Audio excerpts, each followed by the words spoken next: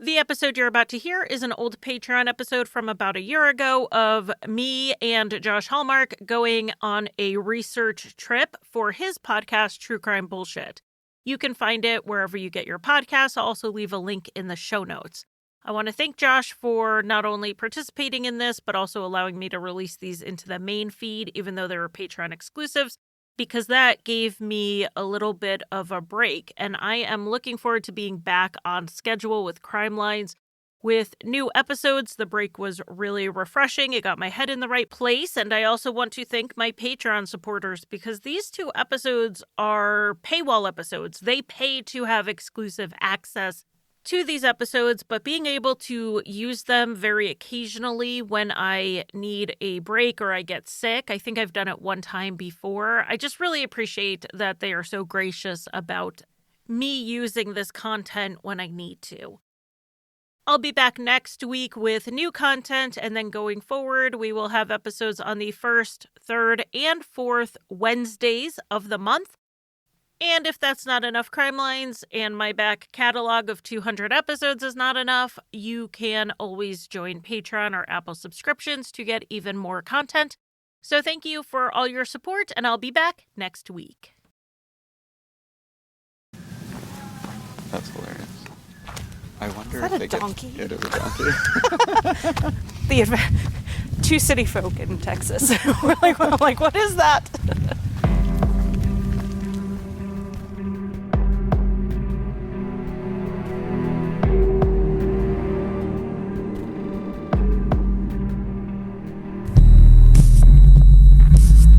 This is True Crime Bullshit. I'm your host, Josh Hallmark, and this is a serialized story of Israel Keys.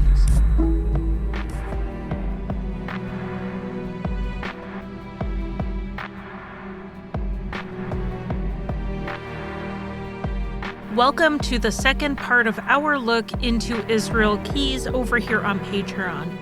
This episode will cover the time Keys was in Texas after murdering Samantha Koenig, but before he went back to Alaska to dispose of her body and send the ransom note. We covered all of those details in the other Israel Keys episode, so if you are not familiar with the case, I definitely recommend listening to that first. This episode is a little different than what I usually do here on Crime Lines. It is going to contain narration along with audio from when Josh and I went to Texas. It will also include an exclusive interview I did with Josh, some audio from the Israel Keys FBI interrogation, as well as some clips Josh sent me from experts he interviewed. I absolutely could not have put this episode or the last one together without Josh's help. I also want to note that I am not a field recorder. I'm not used to recording anywhere that's not my basement, so some of the audio is a little iffy due to the wind when we were at the site. And I will say I learned a lot about recording while out and about on this trip. Don't know when I'll use this information again, but I'll store it in there in case I ever do anything like this in the future. One of the things Josh is doing with his podcast, True Crime Bullshit, is exploring Keys's known travel records, the breadcrumbs that he dropped in interviews with agents, and his pattern of behavior to then hopefully identify some of his victims. I'm also really bad at doing this stuff because I'm such a rule follower. I'm like, Oh my god, we're trespassing. And that's why we were in Texas trespassing at the site of a 2012 arson. After killing Samantha Koenig and going on his family-friendly cruise, Keys went back to Texas. He left his daughter with his mother and went out of contact, turning off his phone in the meantime. He was gone for 3 consecutive days, reappeared for the night, disappeared for part of another day, reappeared, disappeared again. This is the time that Josh was investigating while in Texas, and he did let me tag along while I was down there with him. During his confessions to the FBI, he said he was a little bit out of control at this point because of the pressure of the publicity around Samantha's case and also a decreased ability to control his impulses. He also said he felt like he wasn't doing very well blending in and acting normal, which is something his mother said about this Texas trip. He was acting oddly. The FBI obviously was very curious about this time in Texas because here's Keyes saying he's unraveling and he's also going off the grid for days. But Keyes claimed, in exchange for a cigar, that the crimes he committed in Texas were an arson and a bank robbery. He claimed he set the house on fire to distract first responders away from the bank that he was then going to rob. Keyes said that the house was in Alto, Texas, though he gave enough details to identify that the fire was actually an unsolved arson that happened in Alito, Texas, which is an hour west of Dallas, which is where Keyes was staying with his mother, Heidi. So the house was abandoned when he lit it on fire? I think it was like a snowbird situation. Because, like, someone clearly had, like, lived in there. There was stuff all throughout the house. I think he even said it was, like, a little bit hoardery. But they say the house had been abandoned for 2 weeks. And I'm like, abandoned, such an interesting choice of words if there's stuff in it and it's only 2 weeks. So would that would be their front driveway, I think so. And then their back. So the house is visible from the road, or would have been. But that makes sense, because then it's easier to identify that it's unoccupied, and he can come down here and it wouldn't be visible from the road. And especially hiding in the garage, because that would not have been quite as visible. Yeah. It's a nice property. It is. Mean, it's big, it's heavily treed around it, which he probably liked too. Mm-hmm. And other than those people, you can't see any other house. Josh and I walked around this property where the fire had been. We were debating which one of us would be more likely to pass as a real estate agent should someone show up and ask us why we were there.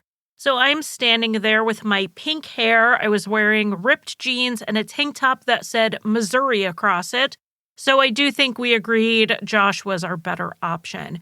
Thankfully, it didn't come to that, but we were standing on this property. It was very quiet except for the noises of wildlife. You heard some donkeys in the opening of this.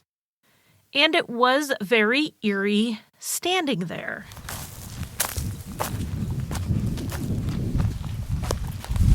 I might be making this up. It also kind of like smells like fire. I can smell it, and I don't know. It's a Friday morning, almost afternoon, and it's not exactly cool out, so I don't know why someone would have a fire going, but I definitely smell fire, but I don't know if someone's got their field up or something. So that smoke smell was very creepy because I don't know where it came from. The fire had been 9 years before, and all but the front retaining wall and a couple of steps had been torn down. Grass had grown over the site of the house. Where the garage was just a cement slab. But the smell was pretty strong and had no obvious source. So I think that really added to almost the creepiness of being at a site where we know Israel Keyes committed a crime. What crime, we're not entirely sure. It was at the very least an arson and a burglary because we know Keyes took some things from the house. Of course, the police report is not specific, but they were like, they had a fanny pack and it was full of things he took from the house. It also had, and they said, a hairband with hair attached. And knowing Keyes, I'm like, oh, is there like a ponytail in it? Or is it just like little like straggly hairs that are attached to a hairband? Because we know he had some human hair when he robbed the bank an hour later. After setting the house on fire, Keyes left the scene, supposedly watched the fire for a while, and then went to Azle, where he committed a bank robbery. During the robbery, as part of his disguise, Keyes had human hair sort of glued into a white hard hat. Keyes said the fire was to distract the police and the town emergency services away from the bank that he intended to rob. But that really just doesn't make a lot of sense.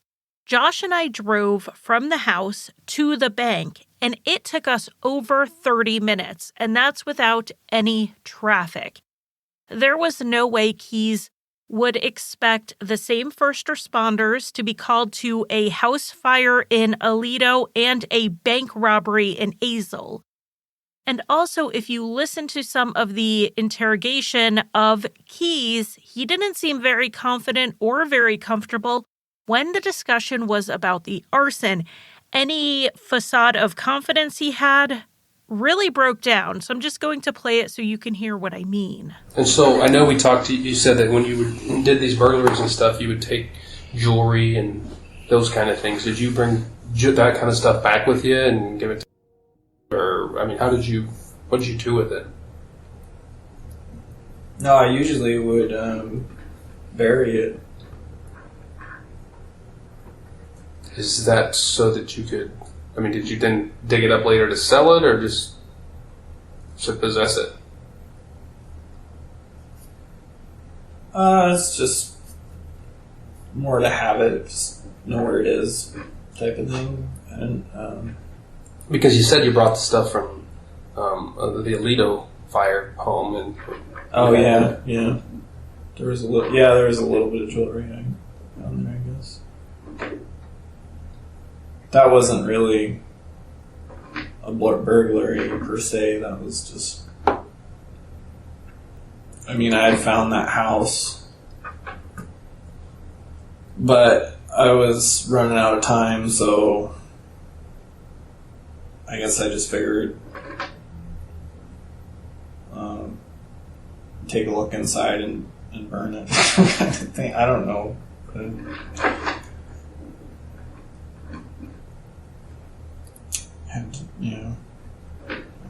take a look inside. But you said you were in there a couple hours looking around. yeah, but I had found it before. I mean, I knew it was there before. I don't remember how many days before I found it, but I knew it was there, and I knew it was an empty house. Keyes told the FBI agents that he had seen the house a couple of days before, so he knew it was empty. And we know that's a pattern with Keyes with his known murders. He didn't like to leave too much to chance if he could help it. For instance, he prepared the shed prior to bringing Samantha to it. And with the couriers, he had scoped out the abandoned farmhouse ahead of time. Keyes admitted to the agents that he was staking out places in Texas, like maintenance sheds at cemeteries, because he thought about abducting and killing somebody, but he said he ended up not going through with it. That said, Keyes is also a liar, so we're not going to take his word for it. So if Keyes' explanation for this arson to pull the police away doesn't make sense, why did he set fire to that house? Josh and I discussed that during our long drive between the scene of the fire to the bank robbery. Aren't you going immediately to the bank to capitalize on the distraction you've just created, rather than sitting around to watch a house burn? Right. If the reason to do it was to cause a distraction towns away, you'd be out of there because that's what you did it for. If you watched it burn, it's because either he wanted the rush of the fire and he was doing it as just a straight arson, or he was making sure it worked and covered up whatever he was covering up. I think he was covering something up. Absolutely. I don't think at that point in his career, I hate that word but it's the word, so we're going to use it. I don't think at that point he was carrying out crimes for entertainment. He was very trying to keep it together, wasn't he? At that point, starting to de-escalate, or not de-escalate. What's it called when they lose their minds? No, at that point he was unraveling. Yes. According to him, his crimes had severely escalated. He had lost control. He was killing at a higher frequency than he had been accustomed to. So stopping to commit an arson for fun in the middle of, that house, you wouldn't even get that much attention from it because it was just out there. Yeah, and it's not like it's 2 in the morning. He did it at 9:30 a.m. Right. Like, there's a lot of people around. And, actually that it was in the morning, that it was during daylight makes me think it was, like, the arson for the sake of arson seems even less likely. Mm-hmm. Because you don't light fires in the morning. Cause, like, when we do even, like, normal people like us, if you're doing a fire in the backyard, you do it after dark. Yeah. Because you want to see the fire. Yeah. Like, the light of the fire is the enjoyable part of it. There's also, if you go back to the couriers, the only reason he didn't light that house on fire is because it was on a busy road, and he got carried away and wasn't done with them until daylight. And so he left them there because he was like, if I light a fire, it'll create too much commotion. Here he is not on a busy road. It is morning, so did he get carried away? So there is a pattern here. Keyes killed Deborah Feldman, and then he robbed a bank right away. Keyes killed the couriers. He said he wanted to burn the house down, but he couldn't. And he also said he wanted to rob a bank or 2 or 3, but because the courier's car was unreliable, he didn't feel he could do it. So that seems pretty significant, that Keyes robbed or wanted to rob banks after 2 of his known murders. And he said he would have committed arson if it was reasonable to do it and get away with it with a double murder. Now, here we are in Texas, and we have 2 of those elements. We have an arson and we have a bank robbery. So was there a murder first? Keyes said no. Here he is discussing his time in Texas. One of the things that was on your phone, there's a cemetery in Texas.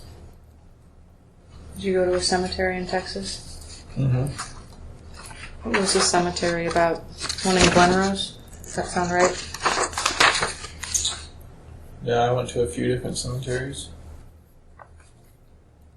What did you go to the cemetery for? That's the picture that was on your phone. Is that on MapQuest or something? Yeah, I think you took a picture of your computer, is what it looks like. We got careless.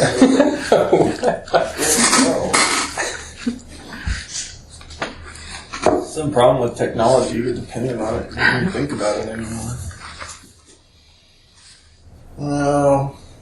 No, that was mostly, I was just looking for different places, convenient locations. I went to a lot of different places because none of them really seemed like they worked out. People are very nosy in Texas, so. It took me a while to find anywhere that I felt comfortable. Did you find that place? Well, I found a few different. I didn't take anybody on that trip, if that's what you're asking. That's what the thought process was. I didn't do it, But it bears repeating. Keyes is a liar.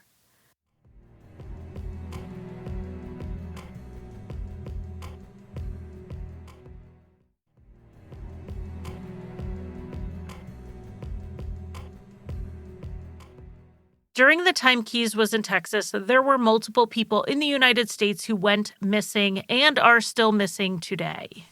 But only one of them, of the people reported missing, was in the area. And this was 58-year-old James Lamar Tidwell, and he went missing from Mount Enterprise, Texas. This is 3 hours away from Dallas, where Keyes was staying with his mother. In talking to Josh and from listening to his podcast, I know that Josh initially thought probably not a Keyes victim.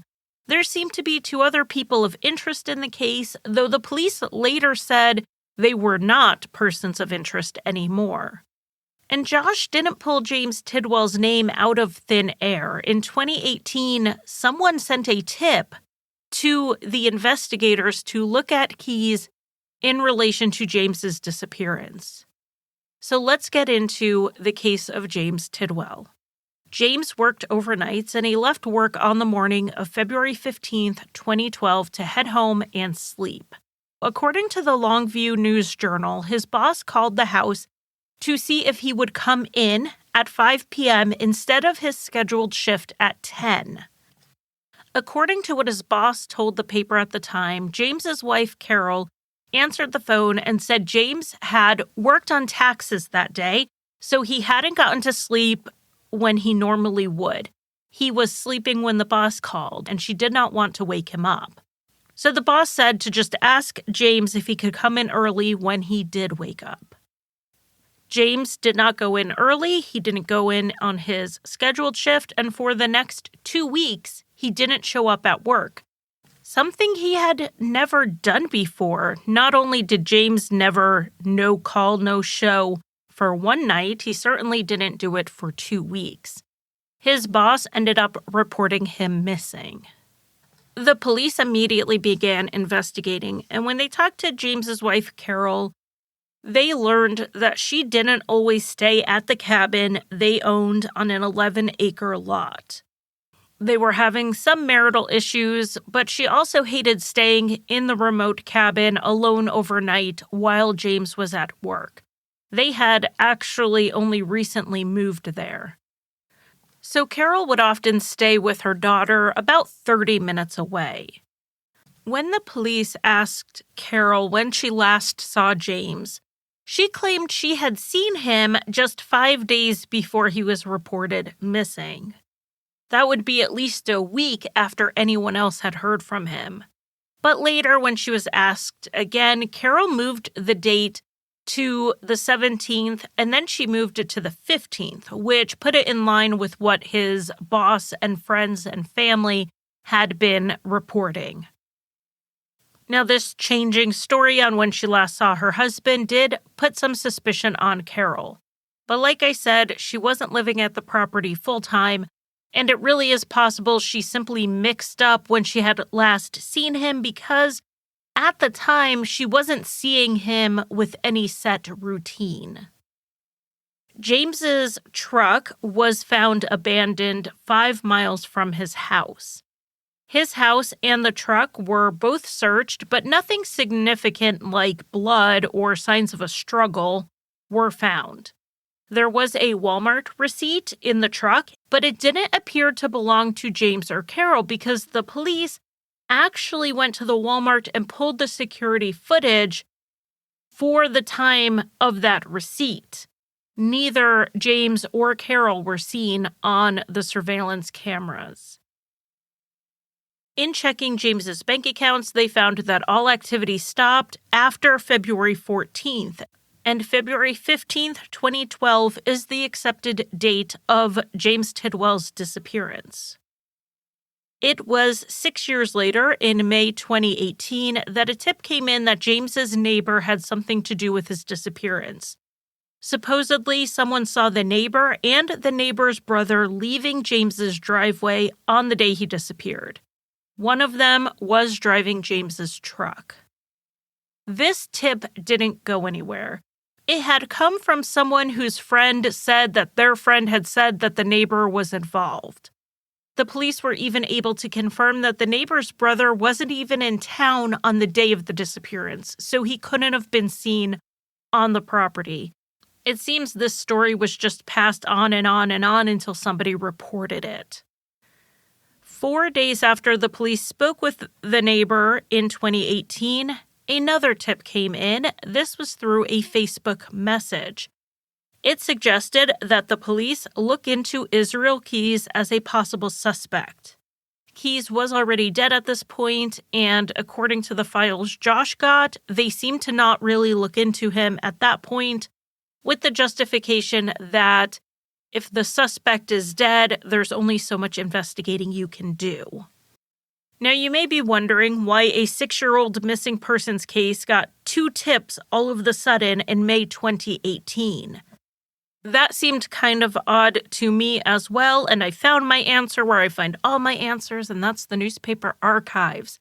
In April 2018, shortly before these tips came in, the family increased the reward for information into James Tidwell's whereabouts. and this increased reward was publicized and garnered more media attention. Though the police ended up not pursuing Israel Keyes as a lead, Josh did, as much as anyone outside of law enforcement could. He's gotten all the files the police will allow to be released, and he's traveled to Texas. He has spoken with experts, including Dr. Christopher Kunkel, who's a clinical and forensic psychologist. He is also the president of the American Investigative Society of Cold Cases. This clip you're about to hear is from an interview done by Josh Hallmark, and I want to thank Josh again for allowing me to use these. Keyes makes the statement about taking people, right? And it's kind of a weird way of referring to his crimes. And I think it's a deflection to some degree, but I often wonder if he was almost in a way stealing Tidwell's identity. Not overtly, like taking his license and becoming him, but, he robbed that bank in an outfit and hair that seemingly was an imitation of Tidwell, with a construction helmet and the glasses and you could say, well, it's out of convenience, right? He has these things and it's just coincidence that they were items that Tidwell would have, or is he, in a way, he's taken his life, he's taken his identity, now he's going to rob a bank as him. It's just like one of those weird psychodynamical thoughts I have because I have time in my hands, I guess. I don't know. While Josh isn't 100% sure James Tidwell is a Keyes case, there are some really strong circumstantial elements here. We know that Keyes was driving all over Texas while allegedly telling his mom he was stuck in the mud for 3 days. We know this because of the mileage he put on his rental car. He had around double the mileage he should have had if he only went to the places he claimed he went to. He cannot be confined to any one area of Texas. So Josh proposes a possible timeline of the abduction and murder of James Tidwell and how it fits in with the house being burned down and with the bank robbery. It is in episode 16 of True Crime BS. Now, with Crime Lines, I'm telling you the story of what happened, and we tread very lightly when it comes to speculation. But here at Crime Lines, we aren't investigating a case. When investigating, like Josh is doing, you have to speculate. You have to take all of the pieces and see what fits, what doesn't, and what are alternative explanations for things. So the following is speculation, but it is based on hours and hours and really months and years of investigation by Josh using case files, travel to the sites, an in-depth study of Keyes' known patterns of behavior, and even consultations with criminologists and a former FBI agent. So with all my disclaimers about what you're going to hear being speculation, let's go ahead and get into it. The basic timeline here is that on February 15th, 2012, Keyes abducted James Tidwell, likely from his cabin. He then used James's truck to get away from the property with James, and that's in line with his known murders. He abducted the couriers from their home in their own car. He abducted Samantha Koenig from her workplace, and he admitted he wanted to use her vehicle, but she hadn't driven herself to work that day. Keyes would have then driven James's truck to where he left his rental car, which would have been 4 or 5 miles away, far enough that it would never be considered connected to the disappearance, even if it was spotted. Keyes then took James 3 hours away to the empty Aledo house, which Keyes admitted he scoped out prior to the arson and knew it was empty. Again, part of his pattern. There, he would have raped and killed, in this scenario, James Tidwell.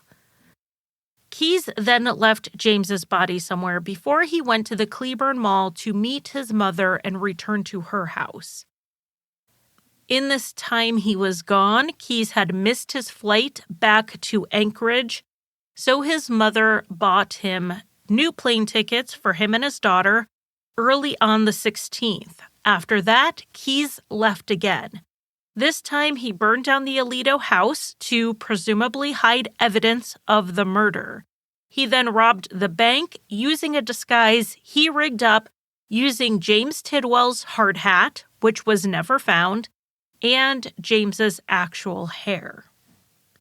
After the robbery, Keyes went back to his mother's house. Like we said, burning down the house is also part of Keyes's known behavior or desired behavior. He wanted to burn down the house in the Courier case, and with Samantha Koenig, he couldn't exactly burn down his own shed without drawing too much attention to himself, so he did burn the contents. On February 17th, Keyes left his mother's house again and drove to Houston to hide some of the proceeds from the bank robbery. He hid them near the Houston airport. This is confirmed by cell phone pings and statements Keyes made. He then went to a Walmart in Jacksonville, Texas at 11:29, which is confirmed by a receipt and CCTV footage. At the Walmart, Keyes bought a shovel, spray air freshener, lube, and a $500 prepaid debit card. This was a common way Keyes would get rid of bank robbery proceeds. He would buy gift cards and prepaid debit cards. That way, he was never caught carrying around a suspicious amount of cash. Keyes then has several hours of unaccounted for time between the trip to Walmart and when he returned to his mother's house.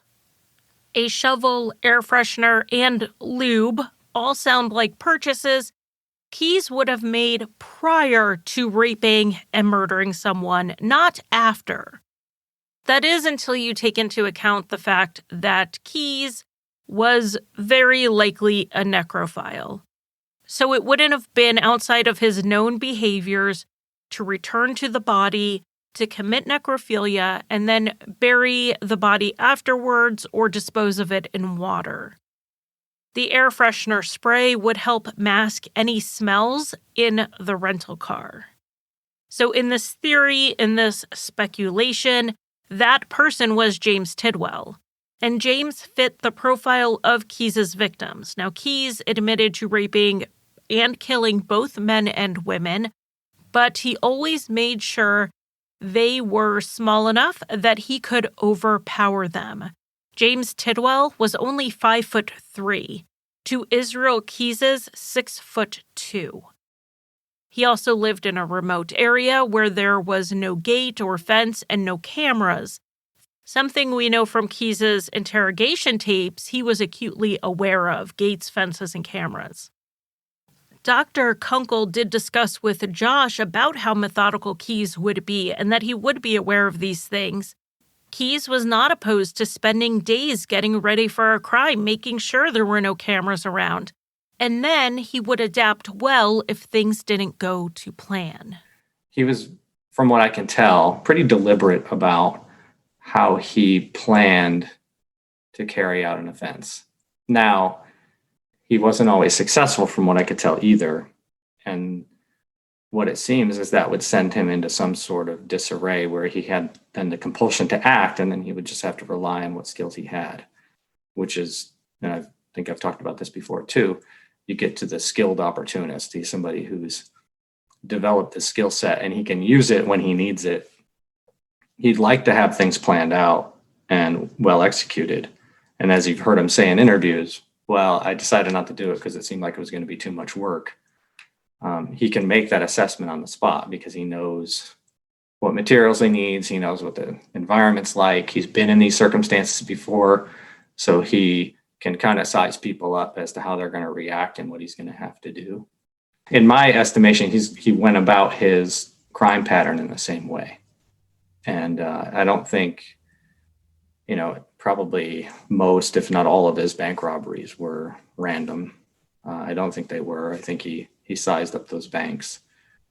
I think he sized up an area, as you've talked about a lot. He's driven, extensively to get to places. And then it seems he'd spend several days in that area or going back to that area.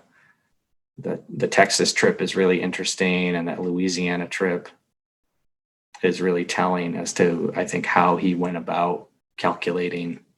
Because we are seeing the elements of a Keyes murder in Texas during these 5 days, it's almost ridiculous to think he didn't kill someone. The only evidence he didn't kill someone is that he said he didn't. And who believes that? Now, whether the victim was James Tidwell or not, we don't know.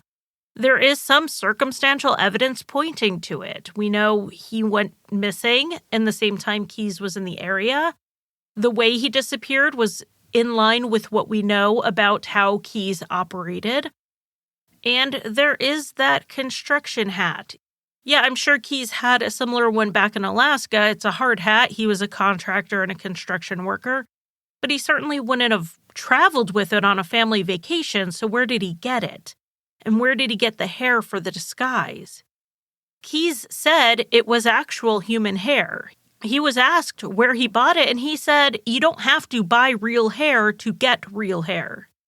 So what ways does he get hair other than buying it? Did he take it from someone who had shoulder-length hair like James Tidwell? And as for this bank robbery, I also have a big question about this. Keyes said he robbed the bank because he owed his mother money from the airline tickets. He was in crippling debt and he needed to pay her back. It's not like she had a lot of money to spare. She spent most of her life raising a huge family, and let's be blunt, she was bouncing around colts. She didn't exactly have a lot of money of her own. But how much could he have owed her? $300-400? Keyes' girlfriend had a career, and he probably could have just gotten the money from her. Instead, he robs a bank for $10,000 to get, a few hundred to pay his mother back? We talked earlier about the murder and bank robbery being a pattern. There is a theory that Keyes would rob banks as he came down from the high of a murder. That comes from Keyes himself. Here he is discussing the bank robbery in Tupper Lake after it was believed he had killed Deborah Feldman. According to him, he killed someone, but it wasn't Deborah Feldman, but it's pretty accepted it was, in fact, Deborah Feldman. Yeah, because you had a gun to go along with it, but... There were more... I walked through the door. I wasn't even for sure I was going to rob the place. Because I was kind of amped up anyway at that time, so... But yeah, I walked through the door and there were a lot of people, so I pulled my gun out, but then I already had the note, and I was like, this doesn't make sense, I've already got the gun out. So there's literally a picture where you've got note in one hand and gun in the other. Yeah. You know, I was very undecided when I started that. And Bobby Chacon, a former FBI agent who recovered Samantha Koenig's remains, discussed this theory with Josh. I think that there's some debate on that behavior pattern. Some people say that the killing first and the robbing the bank after the killing could be a way to motivate himself, to get him on a high to rob a bank, because he killed alone and he killed people one-on-one, and so he wasn't going to get caught publicly. But he knew to rob a bank was more of a public nature crime. You were in among people and you couldn't kill everybody in the bank. So to get the courage to go into a crowded bank, or a bank just that has tellers in it and people in it that you're not going to kill, he had to have that high and that courage. And there's a school of thought that the killings are what got him a high, and he was still riding that high a day or two later when he robbed a bank. So whether Keyes needed the money or not, it seems likely the bank robbery was part of this high and this rush and this adrenaline that he had from a murder. I completely believe that, and I believe the investigators believe that. But without more evidence, we will not know for sure if Keyes had a Texas victim, and if he did, if it was James Tidwell. Without more evidence, we don't even know how many victims Keyes had. The popular belief out there is that Keyes had 11 total victims, based on him agreeing with the agents that there were less than a dozen. And then after his suicide, 11 skulls Keyes drew in blood were found in his cell. So this number of 11 victims comes up again and again, but Josh has some pretty strong views on that number. It is the biggest bunch of bullshit I have seen and heard, because I've had, what a lot of people don't realize is like there's a lot that goes on behind the show that I can't or don't share for legal reasons or trust reasons, or we're building a case still. But there are most people in the FBI do not believe it was less than 12. And so it's just part of this like Keyes mythology that has become so rich that people perceive it to be factual. And the skulls come up a lot, and I get really irritated with 48 hours because that footage has really just ruined my life. Keyes was an asshole. He went to great lengths to not give the FBI clues about any victims that he didn't think they would ever find. The victims that he talked about, he even said, I'm only giving you stuff that I think you can find on your own. And they kept saying, so you had less than 12, less than 12, less than 12. He never said he had less than 12. And then they landed on 11, and he never corrected them, but he never confessed that it was 11. And so I think those 11 skulls that were found drawn in his own blood, it was just his way of being a dick. I don't think there's any merit. I don't think that all of a sudden when he kills himself, he's going to reveal that information. Like, he's either going to reveal significantly more, which I don't think he ever would have, or he's just going to be an asshole straight to the bitter end. And I think that's what happened. So obviously Josh doesn't believe the number, and he believes it was just Keyes toying with the investigators one last time. What's really interesting, and I don't want anyone to take this as like fact or that I believe these 11 people are all victims, but we have very slowly been pouring through the name as 44 and ruling people out or marking people as like highly unlikely or unreasonable victims. And the number that are left, coincidentally perhaps, is 11. So it's very plausible that he knew there were 11 people on his computer that he did kill, and so he was going to admit that he killed 11 people. The name is 44 Josh referred to in this clip are the 44 missing people who were found on Keyes' computers after his arrest. The belief is that the name is 44 are a mix of his victims and missing people who came up when he was searching for info on his actual victims. The searches occurred over a 15-month period. It's likely there are more names that Israel Keyes looked up, but they would have been on a computer he had gotten rid of by the time he was arrested, and he even admitted he looked some up on public computers, like at the library. Josh has all these names listed under name as 44. If you go to his website, which is our-americana.com, if you want to have a look. We know that some of the people on this list are definitely his victims because Bill and Lorraine Currier, for example, are on the list. But some of them we know are not. Daniel Barter is on the list, and he went missing from Alabama in 1959, which was nearly 20 years before Keyes was born. But Keyes said he didn't usually search directly for his victims. He would look up information similar to them because he didn't want to get caught doing a direct search. And it was really after the Currier's case got a lot of publicity that he started doing this more and more. He got a bit hooked on reading up on cases, especially reading the comments section.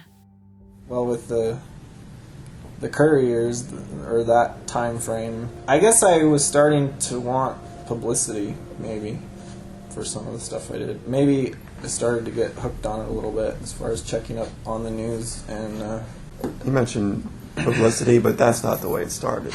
Is that what you're saying? It may have changed to publicity. Yeah, I definitely got carried away with the publicity aspect of it. When do you think? My entire goal up until the Currier thing was to stay under the radar and not have there be any. I mean, for a lot of the stuff that was before that, I couldn't even find stories on. There wasn't anything. Really? You couldn't find anything on it? Well, I mean, was there a time? Like a one-day thing, maybe, but certainly not No, something less. that went on for a year or months or whatever. And the couriers was big news from what it sounded like. Well, Big news for that area. yeah, they were. Yeah, and I think that's when it started. Just kept checking back on the story and kind of getting a kick out of the different things that the investigators would say. Knowing if they're right or wrong. And then... Or knowing that they're wrong. You like that? Yeah, and seeing the difference, because obviously, I mean, I know what happened, seeing the difference from their perspective versus my perspective, and then on top of that, when people would read the news story, then everybody wants to comment on it, like their theories of what happened, and so I got really hooked on that too, because it was entertaining to me, I guess. Did you join in on any of those? Did you comment? Yeah. I have to say it's a little odd when I comment on articles online, true crime articles, to think that the killer may very well be reading my comment. So back to this name is 44. There is a name on the list that caught my eye, and that is Kara Kopetsky. Kara's remains were found, and her killer has been caught. He is in prison. I did an entire episode on the case. Kara was a teen who went missing from Belton, Missouri in May 2007. Also on the name is 44 is Bianca Piper, who's a teen who went missing from Foley, Missouri in March 2005. So why was Israel Keyes searching for teens who went missing in Missouri? Somewhere I have not heard come up in discussions of his travels. I asked Josh about this and about geographic patterns within the name is 44. And I know that he had 2 cases in Missouri that he searched for, one of which was definitely not him. And then he had 3 in Tennessee. And so those are 2 states that I don't hear a lot about Keyes being in, but he had multiple people from those states on the name is 44. And Tennessee, we can kind of make sense of, and I've talked about it this season and a little bit last. There are 3 name is 44 missing people from Tennessee, and they all disappeared along the same 1-lane highway, which, we've kind of been cracking open that he used rural highways to travel because he could drive through rural areas and he wouldn't be as seen, and there's less security or toll booths. It's just an easier way for him to travel the country undetected. And those 3 missing women, all young women, all disappeared along this same rural route. One is probably not him. Another one, I get in trouble because I'm not totally sold, couldn't be him, but it's quite a famous case where they have some people in custody, but there's no real strong physical evidence that they were involved. And then another one, which probably isn't him, but it's clear to me that he was Googling that highway. And then the Missouri, I cannot make heads or tails of because it's not an area really we can place him in. And I think both of those victims, I'm just looking over my shoulder at my map, and they are lateral to one another, so they likely could have disappeared from the same highway as well, and so that's worth looking into. But yeah, other than that, I can't make heads or tails of Missouri. They're on the opposite ends of the state. One is in a suburb of St. Louis and the other was in a suburb of Kansas City. Both of the cities were also outer suburbs. They're not directly next to the city, so that makes sense if he was taking rural highways that he would have been looking on either one of those. But why he would have been in Missouri to begin with, it's quite a ways out of his way. Yeah, and I'm looking at the map, so we're having an exploratory conversation in real time. Listeners, this is what happens behind the scenes. And Route 30, which we know he traveled multiple times cross country, relative to Keyes, is not too far from Missouri. So I think it's worth looking into. And unfortunately, the timeline is not exhaustive, like I said, and the FBI did not subpoena records from all airlines. So it's very likely he traveled quite a bit more than we have visibility to. Yeah, well, if you ever need a field trip to Missouri, I am here to guide you through it. But that's probably like what, season 10? I mean, that one's out there a ways. You have a Oh, lot of God, that's exhausting. So much of the work Josh is doing is looking for these patterns. People say Keyes worked without an MO, and that really makes him scary, like he could have killed anyone at any time. But the more digging Josh has done, it's shown that this is not entirely true. Like every other human on this planet, Israel Keyes had habits, routines, and places he felt comfortable and places he felt uncomfortable. I recently attended the Savannah Crime Expo, and I listened to Dr. Kathleen Ramsland speak on Dennis Rader, aka BTK. She said the thing with serial killers is not that they are monsters. It's that they're human. They operate the same as anyone else when you really look at it. It's their actions that are extreme, that are dysfunctional.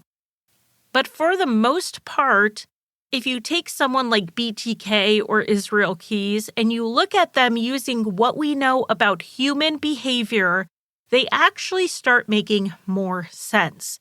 And when criminals make sense to us, the universal we can start solving these crimes. And that's part of why Josh travels so much to significant locations on the Keyes timeline. By being there, he can see patterns he might not see with an internet search. A few years ago, it was kind of a like, oh, it would be nice to do this, but it's probably not that important because of technology, like Google Maps and YouTube and all that stuff. And then I just happened to move into a Keyes hotspot. And I get asked a lot, no, I did not intentionally move here because it was a Keyes hotspot. It was just coincidence. And then I was like, oh, I should start, taking little day trips and going to his constable house or going to Albany. And then once I started doing that, I realized there was this profound value in it because there's so much you can gain from being in a place that technology can't convey. Like the terrain or the drive times, or what you're passing when you're driving, or even just like the local culture. So once I started doing them, I became a little addicted because it was like, oh, there's so much value in this and I can learn so much from this. And now the goal is to like go everywhere he went, which is a hefty goal because he traveled quite a bit. I think the trip that's become most famous, because I call it an oh shit moment on the podcast, which people really kind of glommed onto, is I went to Tupper Lake in the Blake Falls Reservoir where his kill kit was. And while I was at Blake Falls, the first thing I noticed was like, oh man, these kill kits are like very close to the road. It's not like they're out deep into the woods. And he just kind of had a general understanding of like areas that most people would not walk into. So it's, thick brush, a lot of boulders, some tough terrain, but literally yards from a road. And that really helped open my eyes up to like how he was operating. And then I also started to notice markers. That kill kit was buried right by a marina, or not a marina, a boat launch, which is a great place to like park your car and go disappear into the woods without stirring up any suspicion. And then I also noticed the kill kit was hidden under power lines, so it would be an identifiable place for him to find. And also generally, power lines going through the woods, there's a clearing, so you can get deep into the woods pretty quickly without being obstructed by trees and brush. So those stood out to me. And then I was driving back to my hotel and I passed a boat launch about 2 miles outside of Tupper Lake. And in that moment, I remembered he had said that he had buried remains along the Raquette River 2 miles outside of Tupper Lake. And I just thought, oh, that can't be a coincidence that this kill kit that he buried 20 minutes away is at a boat launch. And here's a boat launch in the exact space that he said that these remains were buried.